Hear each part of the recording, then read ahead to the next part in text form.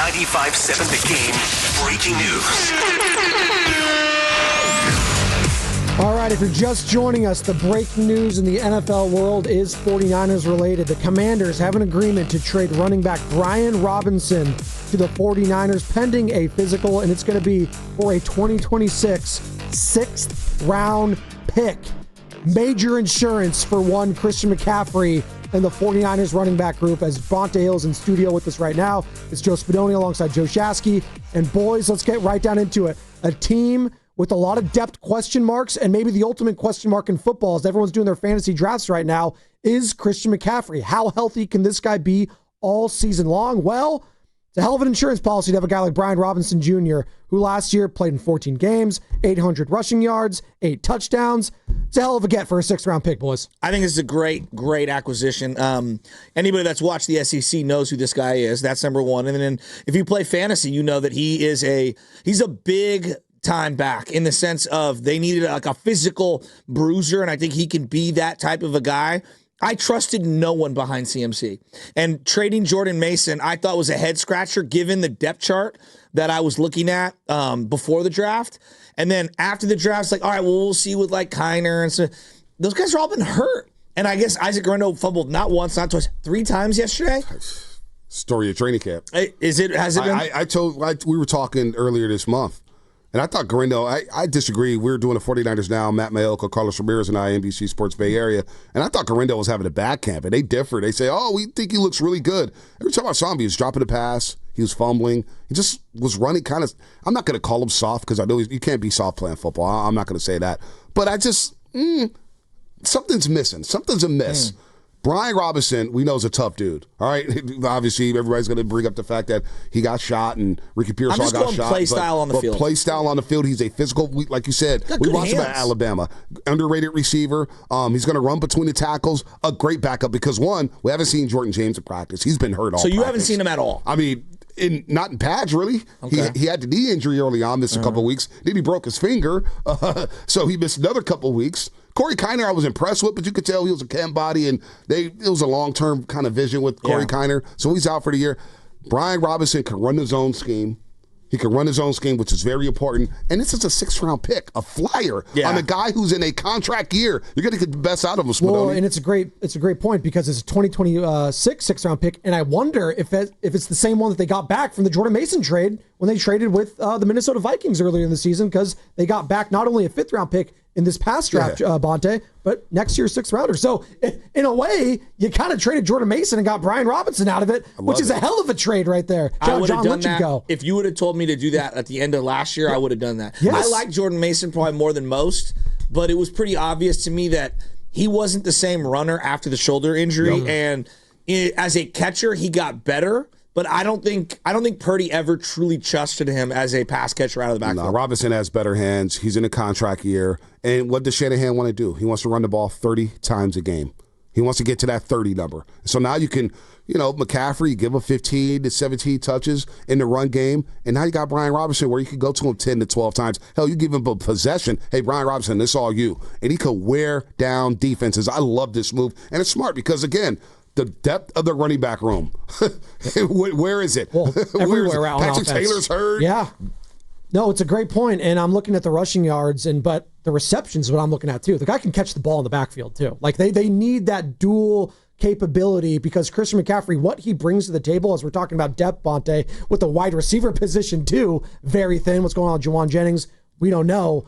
He obviously make the trade for Sky Moore. The guy can't catch a cold. And they get rid of him. We'll see. They just needed bodies, quite frankly. So you get Brian Robinson in here, not only for the running, but the passing game a little bit too, but just the insurance policy and to just quell the fear of Niner fans, because I still have major question marks about Christian McCaffrey this year and the wear and tear. Like, you use the word Achilles. No, he does. He looks great. No. That's what I'm saying. In practice, he looks incredible. He looks like the guy I saw at Stafford. He looks like the guy I saw 2 years ago. I get it. He's a running back, and he's got injuries. So you have the 10th overall pick in your fantasy draft. Would you take him? So my strategy is a little different than others. No. I'm asking. No. Don't give me a strategy. No. I don't like to take. Yes or no? I don't like to take players on teams I root for. I just don't do it. I like doing that too, actually. I like to stay away from it. But if he falls to 10, it's kind of hard not to take him. I mean, this guy's good. If he's healthy. No, I know. McCaffrey's I know.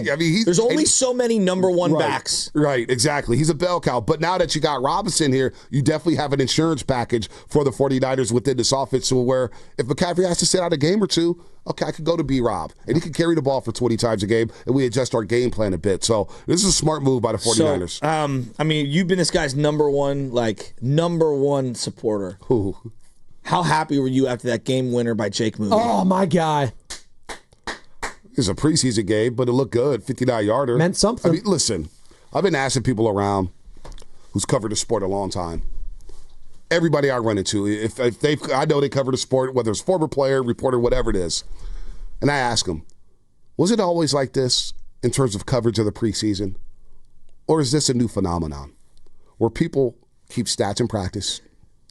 They keep records in joint practices. They celebrate preseason games like it means something. I don't care about preseason. Is it good for Jake Moody that he made a 59-yarder? Great. But guess what? He missed 2 kicks yesterday in practice. It didn't look good in practice. So what's going to happen week 1 in Lumen Field when the 12s are screaming left and right and he has to line up for a 48-yard field goal on the left hash? You think I'm going to be confident then? No. It's a kicker. I don't care if it was Justin Tucker, Gostkowski, Vinatieri. I don't have confidence in kickers. I don't. They scare me like closers in baseball. They scare me. So, great, he made the 59-yarder. Coach Boyer said, that changed his career. What was the quote yesterday he said? He basically said, this could change his career. Then he made that 59-yarder. Dog, it's a preseason game. It is a preseason game, but it is the closest thing you could simulate to an actual regular season game for a kicker anyways, because practice is practice. And Baldy joined us earlier in the week. Baldy, every Tuesday at 7:30, you can find him right here on the Morning Roast, Brian Baldinger.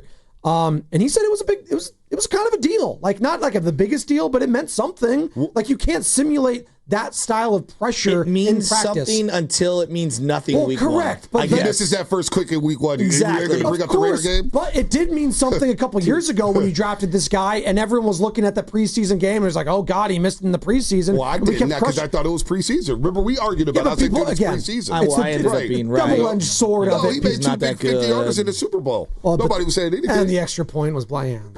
I mean, when the punter who's holding the snap, holding the place kick, is like doing the sign of the cross. That's his ritual. Morstead, I heard that was his ritual.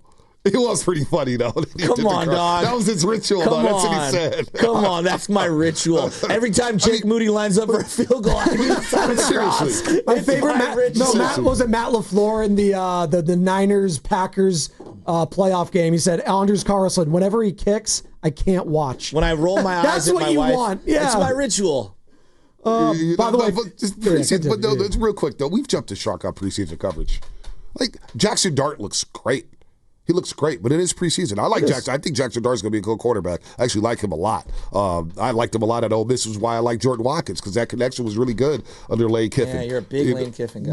Yeah, I do kind of You've like always Lane. been. No, I kind of like Lane. I'm not a big Lane Kiffin. He's a funny guy. He's a great recruiter. He's a great recruiter. And he can coach offensive football. He gets players open. You know how much money I won on him at Florida Athletic, or what was it, Florida Athletic? When he went down to the FAU. What? He was running up the score left and right. He was making everybody money. Listen, I love Lane for that. Shout out Lane Kiffin. Stay in your lane, I was broke, man. I needed some money. I needed some coin. You sound like Michael Porter Jr. right now. Why don't you just relax? That guy. Just relax a little. Podcast-itis. Podcast-itis is running. Podcast-itis, Twitter-itis. I mean, by the guys way, are just getting dumber than rocks. We're bearing the lead as we're talking about Brian Robinson Jr. being traded to the 49ers. Big move there, 6th-round pick. Brian Robinson Jr., now a San Francisco 49er, pending a physical, getting traded from Adam Peters now, who's the GM over in Washington, obviously. So he got some insurance for Christian McCaffrey. But Malik Beasley, Bonte, cleared of all wrongdoings, no longer being investigated. You know what? Can the Warriors take a flyer? I wouldn't mind another 3-point shooter. Can we figure out the Kuminga thing? I just listen. The Warriors are coming around. I was hearing things, media day here. I need to brace up for basketball season, all right? I know. I'm trying to get through baseball. Dog days of August, it really bit me in the ass with the way this team has played. Don't get me started on the Giants again. So what does Uncle Joe Lacob think about the Warriors this year? Let us know. I haven't talked to Lacob. I haven't talked to Not Lacob.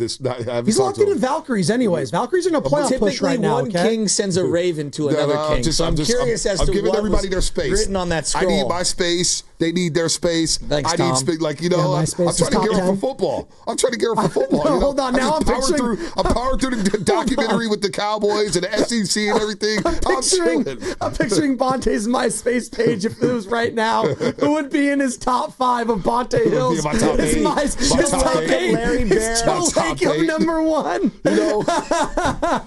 I don't know. Hold on. Anna has to be number 1, right? Because you it's can't gotta get be- in trouble it'd there. probably be family. It'd be family. I just shut them up. Just put the family in the top 8. You have a burner account just for Lacob. This is my burner account. I've actually thought about building a Twitter burner account on Twitter because I want to tweet some of these people, just tell them how I really feel. But listen, I feel like going Gary Ratnich out there and just follow nobody on Twitter. What was it? He just follows nobody. Yeah, it's called Skip Bayless. Instead of Bonte Hill, what would the burner be called? Monte. I'm not going to tell Bill? you. Monte? No, you had no idea. It would be like, Wallace Street Hustler. Nah, that's too obvious. 789. That's too obvious. That's too obvious. That's a worldwide name now. You can't use that one. Oh God, we're talking about. We have jumped the shark with Preseason. Come on, have we? I mean, we have. But I heard you guys real quick. I want to get this off because I heard you guys talk about Eric Dickerson. Yeah. I know I sound great, don't I? No, you sound all right. Spinotti's been on fire, actually. He's stepped his game up a lot, man. He's coming into his own, that second-year leap. Yeah. He's like, I can see it. It's coming. I agree. Like, Me and Ricky Pearsall. Ricky Pearsall, stock high. Yep. But, there is collusion in the NFL. I don't know if it was collusion for Shedeur Sanders, but there has been. Like, I brought this up in the green room. Michael Sam. If Michael Sam hadn't come out the closet and said, I'm gay, he was the SEC Defensive Player of the Year. Yeah. If he had not done that, he's got to be he would have been higher than what he was. Right, exactly. Yes. So is there collusion in the NFL? Yes. That situation right there. Has there been collusion towards black quarterbacks? Absolutely. I mean, Bill Polian wanted Lamar to move to wide receiver. Ridiculous. I mean, think about the narrative. that. Well, remember what he said about Honey Badger? Just wouldn't touch him at all. Now, I know there was some stuff behind there, but still, not being like he's a first-round talent. Yes. Honey Badger was a team leader for the Cardinals and the Chiefs. Thank you. And a literal captain. And Saints, yep. How I put it, and the Saints, Bonte, thank is you. so you could talk to me if you don't think Shedeur's a first-round talent. That's fine, sure. I could buy that. Cam Ward, I think he was a better quarterback. You guys, everyone was telling me, though, he was a first-round talent. So he fell off, fine. If he's drafted in the second round, whatever. But once it dropped to the 6th, it went from professional to personal very quickly. And everyone saw it. Everyone. Yeah. Like, I'm sorry. Like, a team like the Raiders with Geno Smith, you're going with Aiden O'Connell over Shedeur Sanders. Like, stuff like that. Like, I can't take you seriously as an organization. When Mark Davis was talking to this guy just last year, courtside at an Aces game or whatever, when Tom Brady's working out with this guy in the offseason, and you're not touching him, something's very fishy there. Yeah, something's very fishy. It is. And he's in Cleveland, and everybody's going crazy. And the excuses for Gabriel, look, we don't need to make excuses. I personally don't like Gabriel because I watched the Rose Bowls. I'm not going to lie. It distorted my thought process on Dylan Gabriel because I was like, wow, Ohio State, they make this dude look small. I like him as a backup. That's what he is to that game, me. I was like, but the fact that they drafted him before Shedeur is insane. And then he said what he said, and I don't know if that was a shot at Shedeur. He said that before, though. Yeah, he said that before. But he did that in college, and he's basically talking about how he's a competitor versus other people that are entertainers, right. And he was talking about the people who talk about the game, not about Shedeur. Okay, yeah. But so I didn't dive deep into that because I didn't think it was about nothing. I was like, well, dude, the guy's playing. But the people who cover him, because we have to take sides now in sports media, which is terrible. We have to take a side. You can't just have a perspective and be objective. No, you got to either be black or white. You got to be all, or you're either the GOAT or you suck. So, Trump. So with Gabriel, they're like, he looked really good. Although he did throw the pick 6, that's a big deal. He threw a pick and gave up a touchdown. Hey, how do you just gloss over that? And so I feel for Shedeur being in that situation. Yeah. I do.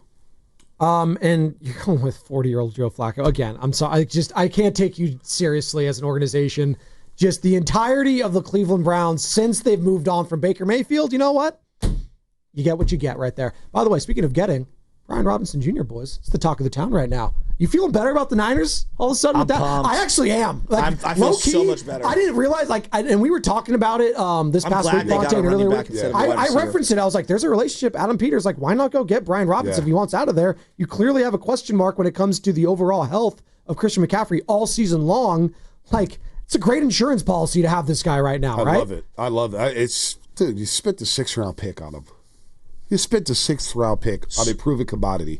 We got a 5th for Debo, and then gave up a 6. So in this one, I guess you could make an argument. It was like Debo and a 6th for a 5th and Brian Robinson. That's pretty good. No. It's basically Jordan Mason because you got back a 5th this past draft, and then you got a 6th next year that you're using for Brian Robinson. It was Jordan Mason for Brian Robinson, basically. And he got an extra player, actually. Wow. It's a hell of a... And the Commanders have agreed to take out some of the $3.4 million owed to Brian Robinson Jr. this season as part of the trade agreement with the Niners. So the Niners also saved some money. He's going into a contract year. Probably won't be here after the season, but you never know what could happen. This guy, this is a good move. Great move for the Niners.